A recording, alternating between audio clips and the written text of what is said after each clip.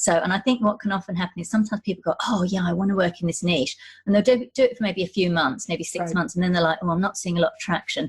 And then they give it up. Because that's what people are kind of looking. They're not looking for someone to go, oh, they're just a fly-by-night. You know, they've just dived in. Because look, to be fair, there are some people who are coming into this sector who literally just want to make money from it because it's a trend for no other reason. You know, if something else becomes popular, you know, next month, they'll be off to that. But there are also genuine people, you know, professionals who have been waiting for a time like this where we can put our skills to something we're really passionate about. Are you ready to live the life you deserve? Do you want to feel vibrantly healthy and reach your optimal weight without dieting while being kind to animals and the planet? Then you're in the right place at the right time. Get ready to hear from doctors, nutritionists, experts, and everyday men and women committed to creating a powerful life in mind, body, and soul through ethical food choices. Welcome to Plant-Based Eating for Health with your host, certified plant-based nutritionist, Kathleen Gage. Well, I am so excited today to invite my special guest in. I've actually been a fan of this woman for quite some time.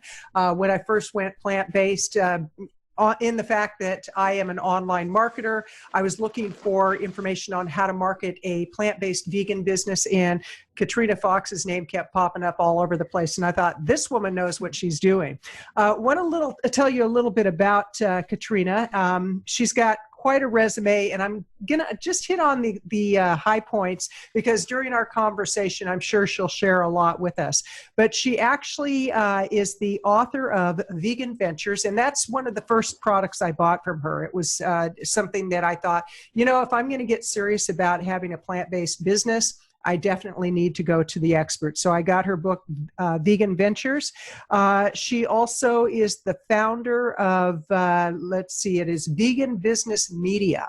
And so everything she does is around working with vegan and plant-based business owners.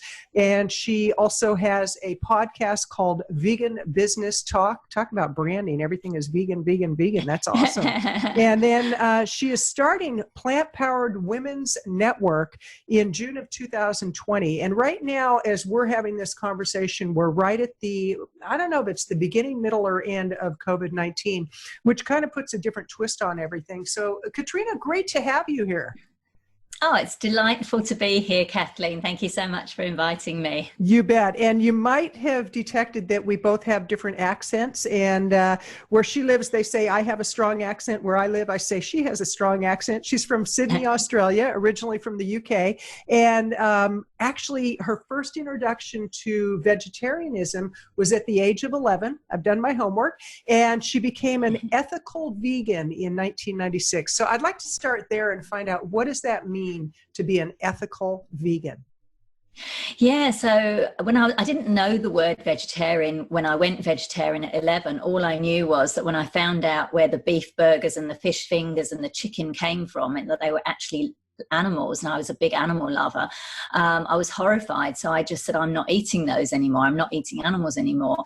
But it took quite a while to become vegan, or to even learn about veganism. Even though I'd been involved in some animal rights activism in the late 80s, somehow I missed the vegan memo. I was outside, fast food chains and vivisection labs in fur shops, doing this animal activism, but I was still eating dairy, and I was even still wearing leather at the time, because I just thought, oh, well, that's a byproduct. It's different.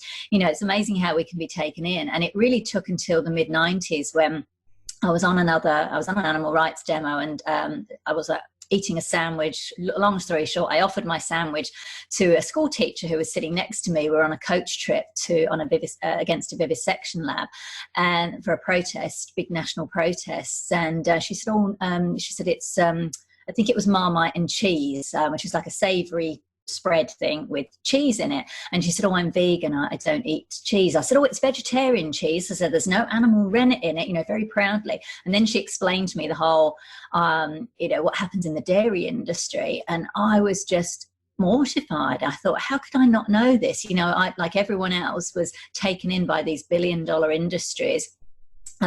spouting their propaganda about happy cows, willingly giving their milk to humans. So I was really horrified. So I pretty much went vegan overnight. I got my little animal-free shopper from the Vegan Society in the UK, and my shopping took me a bit longer to do because I was eating a lot of packaged stuff at the time. So I was having to, investigate all the ingredients. But I guess ultimately for me, ethical veganism is, I go with the definition that was created by the Vegan Society in the UK in around about, I think it was 1944, don't quote me on it was around about that time. And it's really about, doing the least harm possible as much as is practically possible. So Right. Avoiding animal products, avoiding animal exploitation and commodification in all its form as much as is practically possible. And I think that last bit is quite important because, none of us, no matter how much we want to, can even be, totally 100% vegan, because, Right. if you get a car, the brake fluid will have been tested on animals. There's all these kind of things. But as much as practically possible, that's how I've been living my life for the past, I think this year will be 24 years. Okay, I'm going to calculate here. No. So that makes her. Well, it's so interesting because I went plant-based about a year and a half ago. And for a while, I wouldn't say I was vegan because there's just such a stigma attached to it. And now I proudly say I am vegan because I'm moving more and more towards the whole ethical side of things. And we do animal rescue, and it was really interesting when I had that big aha one day of like, here I am rescuing animals and I've got them on my plate. There's a major disconnect. And I think right now with what's going on with COVID-19, and I'd love to get your take on this from a marketing perspective, but I think now is a great opportunity to really raise the awareness around how bad animal products are for our health, one, because of all the toxins, because of the viruses, the antibiotics, but also on an energetic level of what people are putting into their body and all that pain and suffering. So as you look at the COVID-19 situation, where do you see vegan business owners and plant-based business owners being able to really have an impact without people feeling like we're shoving it down their throats? Yeah, it's a great question. And it's certainly one that's coming up in, I've seen discussions in various groups, both from business owners and activists, and often they're the same because I believe running a vegan business is a form of activism. I've said that many times. I think it's kind of interesting. There's one point of view is that, look, people are dying, now isn't the time to, as you say, shove this down people's throats. And then there's another point of view is, well, if not now, when? And I think it's a case of how do you do it? So I've seen a couple of things where people are going, oh, well, if you eat meat, you deserve to die. And, oh, well, there you go. It's karma. Do you know what I mean? I think when you're coming from that kind of accusatory, negative, kind of gloating kind of thing, that's not a good way, I think, to present this information. And at the end of the day, vegans can still get COVID. I'm sure, some do have that. It's a virus. Yes, we can be as healthy as possible, but none of us are immune. So I think the way to do it, I think there's been some really good opinion pieces. I think Jean Bauer from Farm Sanctuary has written some really interesting opinion pieces for some of the media in the US. And I think it's about presenting it as, look, explaining the links, between things like swine flu. I mean, they speak for themselves, swine flu, bird flu, there's a pattern here. So I think it's helpful to point out the patterns. I think it's useful to use inclusive language, like, look what we're doing. So it doesn't then become the vegans versus the rest, because then we get that accusation of you're all morally superior and you're better than us kind of thing. Even though vegans themselves, we actually have nothing personally to gain by the world going vegan. We're doing it because we want a better world for everyone, people, animals, and planet. So I think the messaging is important, the way we get that across. So I think we can certainly point out the links. And I think what we need to do as well is to encourage the leaders, of our countries to step up and for them to acknowledge, look, the animal agriculture system we've got is wrong. And again, not even pitting it against animal activists or vegans versus farmers, but to say, look, we need a better system. We need support for animal-based farmers to transition them out of that. Yes, we need to close the slaughterhouses, but we don't want people to be on the streets with no job and no work. We need to do something different. So I think it's all about the messaging. So yes, now is absolutely a time to raise awareness around animal agriculture and the damage that it has on our health, to animals and the planet.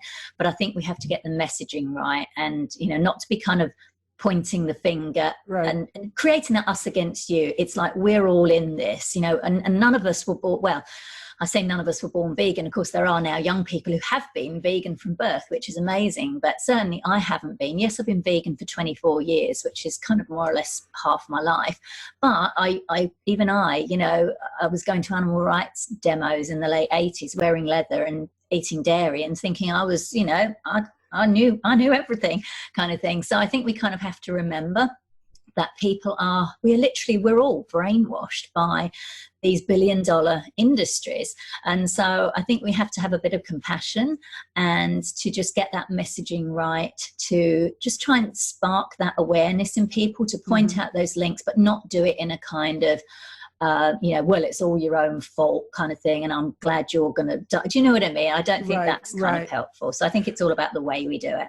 Well, I heard you on an interview recently, and you were talking about the transition and really working with our politicians on educating them on sustainable businesses and how people can't, it's not black and white, because we didn't get where we're at with factory farming overnight, and we're not going to change it overnight. Although a lot is changing overnight very quickly because of COVID-19. Now, when you started working with the vegan businesses, why did you decide to make your whole business model about working with vegan and plant-based businesses? I'm real curious about that. Yeah, well, it's an interesting one. See, my background is journalism. So I've been a journalist around about the same time, close to around about the same time that I've been vegan. So I've worked on staff and also as a freelancer for a whole range of media, as a reporter, features writer, news editor and editor on print and online media outlets, both niche and specialist, and also mainstream media as well. And I also wrote for Forbes for a year on vegan and plant-based business. The reason I went into this area is because the journalism industry, the whole media landscape is changing, as we know. And so I was wanting to see how I could use my skills to merge with my passion, which is animal rights and veganism. And I started to also get quite interested in entrepreneurs and business owners. So I started hanging out, you know, going to the kind of business networking events. And I had people kind of, you know, when they found out I was a journalist, they were like, oh, how do I pitch a journalist? Or how do I write a media release? And I thought, oh, everybody knows that, don't they? And then I'm like, no, they don't. Because, you know, when you work in an industry, it becomes second nature to you. Somehow you assume everybody knows that. So I started to, you know, advise some of these business owners, but I didn't feel that passionate about them. I mean, obviously I wasn't working with businesses that were unvegan. So, you know, I wasn't going to be working in, I think one guy was a fishmonger and asked if I could help. And I was like, no. But, and then a friend, and then I started to kind of broaden it. I thought, right, ethical business owners, you know, people who are sustainable. So I went with that. But then my friend of mine, Melissa, said to me, look, who would you work with, even if you weren't getting paid?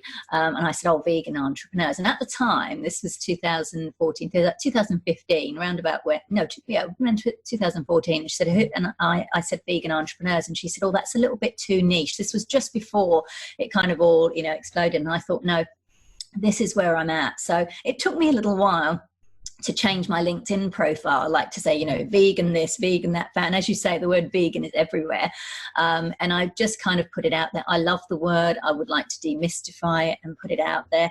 So I thought they're the people that I really want to help, because by helping them, I'm doing a form of activism, because I want a vegan world. I want all shops and stores, all businesses to be free of animal products and animal exploitation.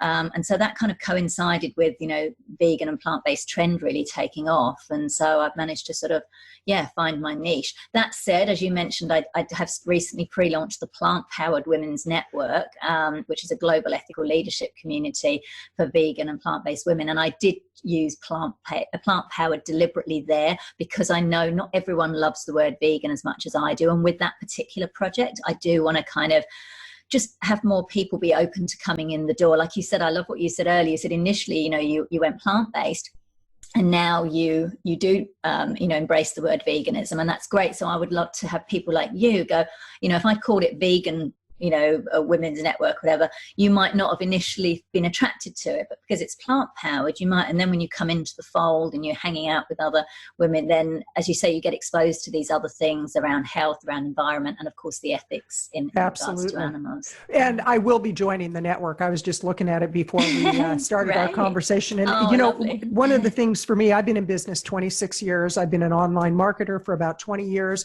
I'm an author, keynote speaker. I have the foundation in place, and I'm in the process of transitioning a lot of what I'm doing more to the plant-based vegan industry.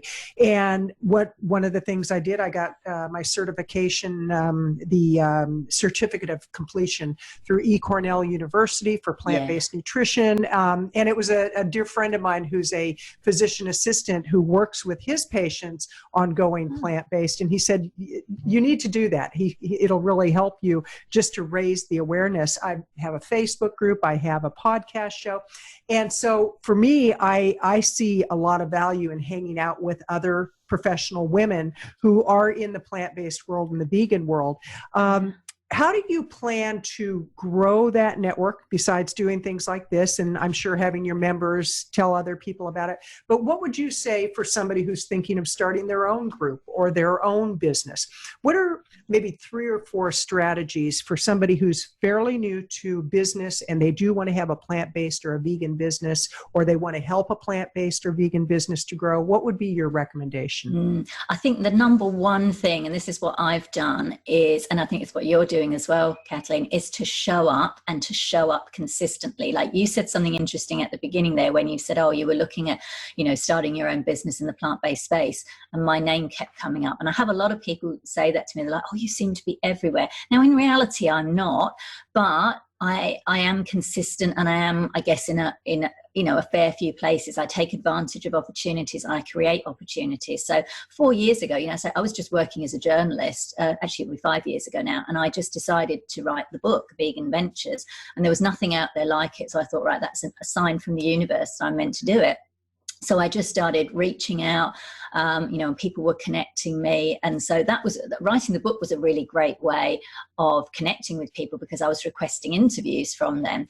And when the book was then published, I kind of missed doing the interviews, because being a journalist, again, I love doing interviews. So I thought, I'll start a podcast. So I kind of just did all the things that are in the book, because the book, it's not like just interviews, Q&As. It's a book where, I've written it and then I've weaved people's insights through it. But I certainly learnt a lot from putting the book together and, getting other people's tips. I know how to get into the media and get PR. That's my main speciality, because I have a journalism background. And I use that obviously recently for Plant Powered Women's Network. So, we got coverage in Veg News, Plant-Based News, Veg World, The Beat, which is a new one.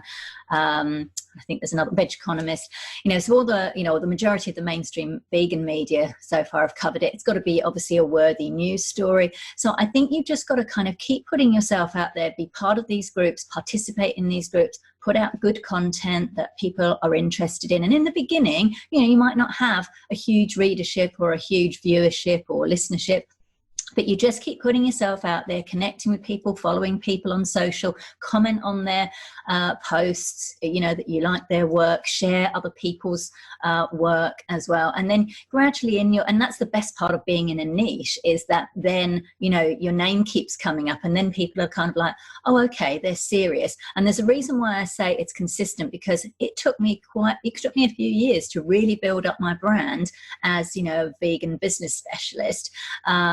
It didn't happen overnight. So, and I think what can often happen is sometimes people go, oh yeah, I want to work in this niche. And they'll do it for maybe a few months, maybe 6 months. And then they're like, oh, I'm not seeing a lot of traction. And then they give it up. Because that's what people are kind of looking. They're not looking for someone to go, oh, they're just a fly-by-night. They've just dived in. Because look, to be fair, there are some people who are coming into this sector who literally just want to make money from it because it's a trend for no other reason. If something else becomes popular, next month, they'll be off to that. But there are also, genuine people, professionals who have been waiting for a time like this where we can put our skills, to something we're really passionate about. So I think my key piece of advice would be really just to show up, be consistent, produce great content that's going to be helpful and valuable to people, find out what they want, get people on your email list. Social media is great, having groups, Facebook groups, LinkedIn groups, it's all great, but get people on your email list, because if anything were to happen to those other platforms, you want to make sure you've got your own list that you can be regularly communicating with.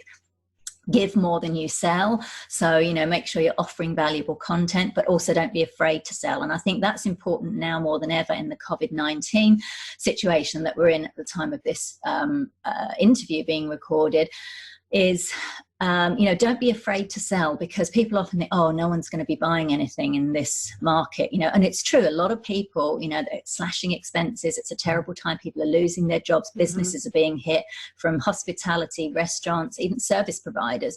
But people are still buying. People are joining my plant-powered women's network. I was kind of like, is now the right time? And then I'm kind of like, I think it is now more than ever. We can't actually wait until we're out the other end, because we need ethical leadership. Right. So some people are buying. I think, again, it's about the messaging and doing it with integrity, but really to build that strong brand is to show up, be consistent, be helpful, and demonstrate your expertise. Because people buy, as as an online marketer, people buy from people they know, like, and trust. Right. And, you've got to I love what you said about, really sticking with it, because I have two buckets in my business. One is Power Up for Profits. That's where the profits actually come from. And last week was a great week for me, because I was consistent in what I've been doing this for a long time. So I have a community of people, and I really liked what you said about taking them off social media, because a lot of people rely solely on social media. And so I think we have a lot of similar values around that and beliefs around that. And what I'm doing, I started with first of all, it was a blog, just started writing about what I learned about plant-based eating. Then I started a Facebook group, and a year and a half into it, then I started my podcast show. And it's so interesting, because the podcast show has taken off very nicely. And because to have people like of your caliber is amazing, and it's still a fairly new show.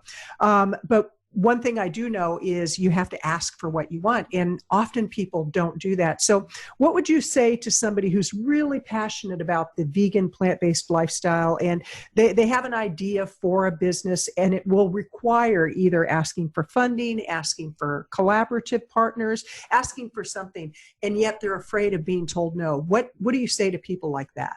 Oh, that's a big one for me. It's a great question, because rejection has been a big thing for me all my life, probably because it stems from where I was adopted. And so I kind of, felt that kind of abandonment, rejection. So I've always kind of had a bit of a thing about it, like, didn't really want to experience it. And yet, of course, being a journalist, particularly when I went freelance and I was pitching to mainstream media, and yes, I got quite a few pieces published, but also there were either no's or people ignoring you. So I do get that, and I do understand it.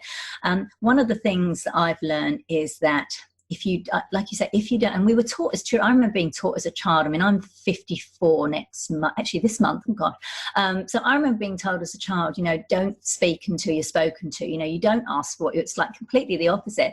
But I think you're right. You do kind of, if you don't put yourself out there, then somebody else will. And this is what I say about, businesses, sometimes particularly vegan businesses, business owners, they don't want to promote themselves because they're afraid of either being criticized, or that people will think they're, above them, still getting above themselves and all of this. But I always say, if you're not doing that, another business will be, and it's probably going to be a non-vegan business. So isn't it best, you know what I mean? I kind of flip it and say, you're doing people a disservice if you don't put yourself out there, if you don't have a go at your idea. Now, that said, there are some caveats. So, for example, if you're planning to start a brand new business and you're looking for funding, say from an investor straight away, you might not get that because, a lot of the key investors, the big vegan and plant-based investors, they might, if it's an actual concept, but there's quite a lot of pieces to it. But you can start with, say, a family and friends round. You could start, potentially with a crowdfunding, although with a crowdfunding, that's a whole different thing. And I think you've really got to kind of start to build a community before you even do that. But basically, you've got to take that first step.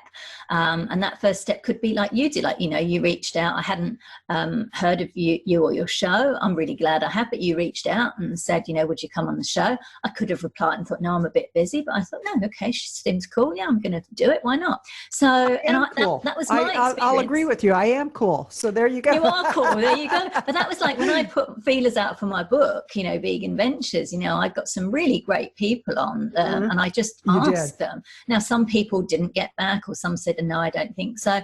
But I didn't let that stop me. I had the yeses, and then I'm kind of, I think there was a salesperson that said something about every no is simply a stepping stone on the pathway to yes. So that would be my best advice on that, is to, no matter how scary it is, or just see it as you're on a mission. You're not just starting a business. Of course, you want to start a business and it needs to make money. It needs to make profit. Otherwise, it's not a business. But with vegan and plant-based entrepreneurs, we're on a bigger mission. So, we need it to be successful. We want all the restaurants, the businesses, the products, the services. We want them all to be free of animal exploitation. And you are a part of that. So if you've got an idea and you want to do it, maybe you start small. If you're going to do vegan cheese, for example, maybe you just start at your local farmers market, see if people like it. Do you know what I mean? You haven't got to necessarily go right in. Not every business wants to be a massive business. Some just want to be like a mom and pop type business. So you need, decide that for yourself, but take that first step. If you feel called to and you feel passionate about it, just don't hold yourself back because of fear of rejection. You're going to be rejected. Some people are going to dislike you. Not everybody likes me. I haven't got it on today, but I love my bling and sparkle and everything. And some people might think, she's a bit too whatever. Some people might not like my accent. They might not like the fact that I'm a bit older or what have you. It doesn't matter. You're not going to please everyone. You're not going to appeal to everyone. The key is to put yourself out there, and those people who are drawn to you and want to listen to you will come to you, and that's how you get going. Excellent. And speaking of find you, how do people find you?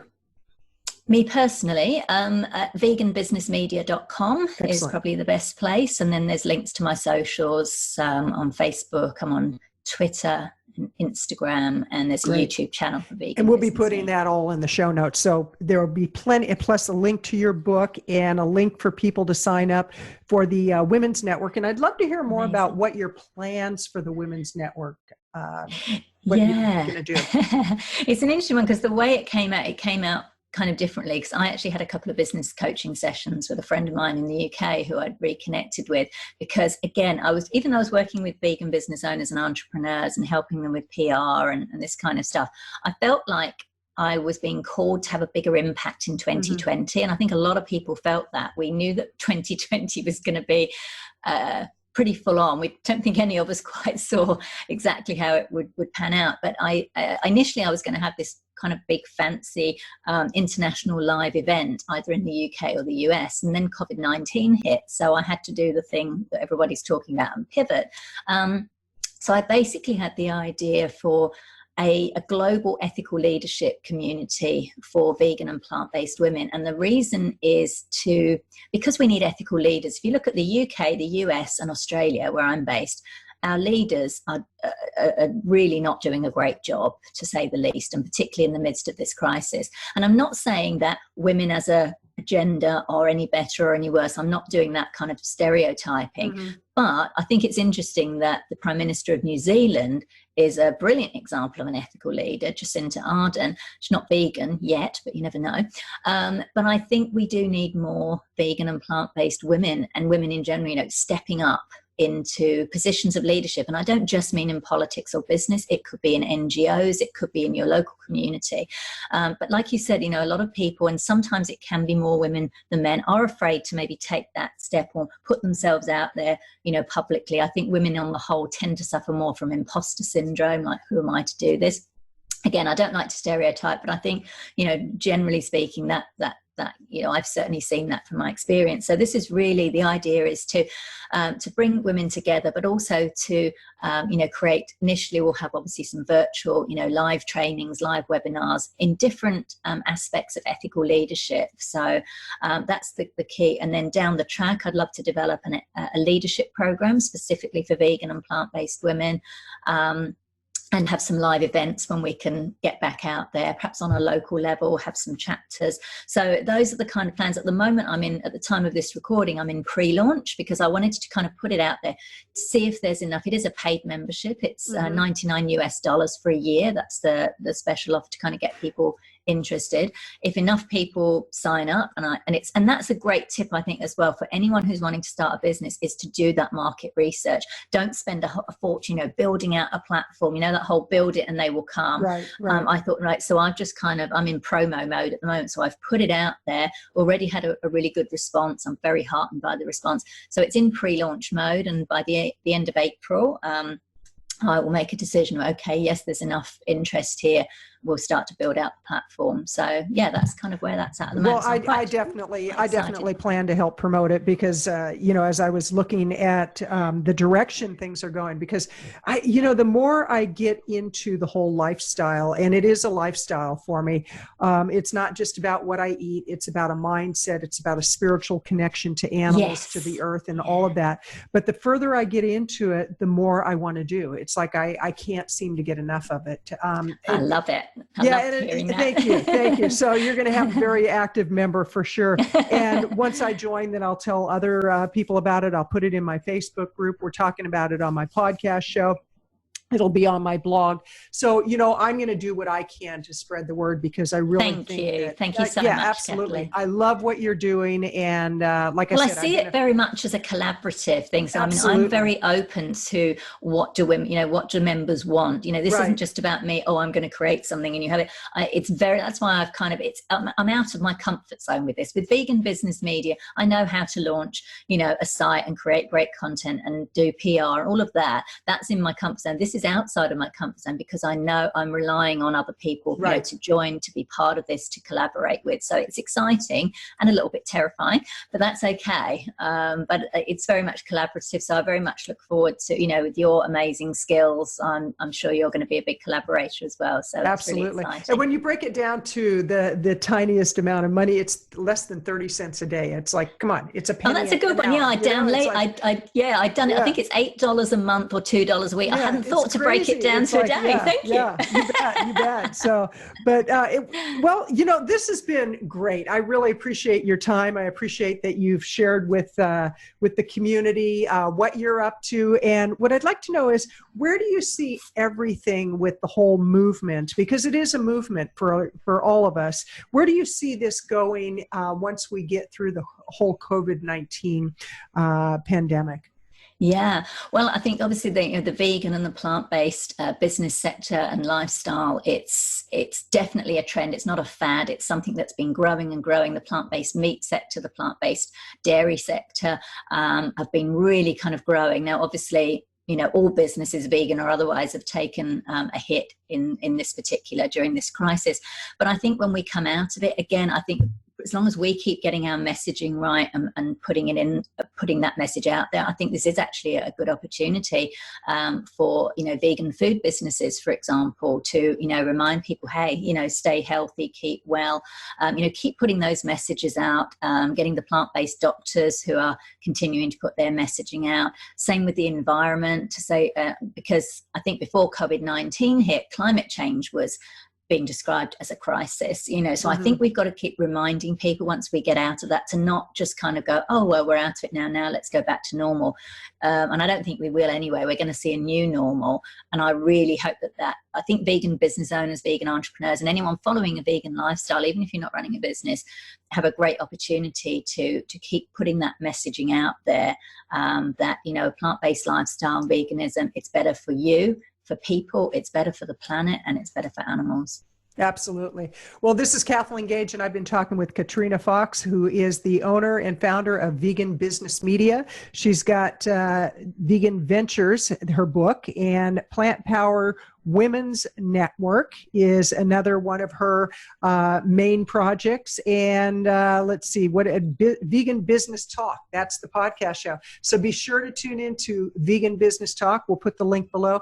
And Katrina, it's been delightful. Thank you so much for your insights. Thank you for your commitment to a better way of life, because I truly believe it is a better way of life in mind, body, and soul. Thank you so much. Thank you so much, Kathleen. It's been a real pleasure. Thank you for having me on your show.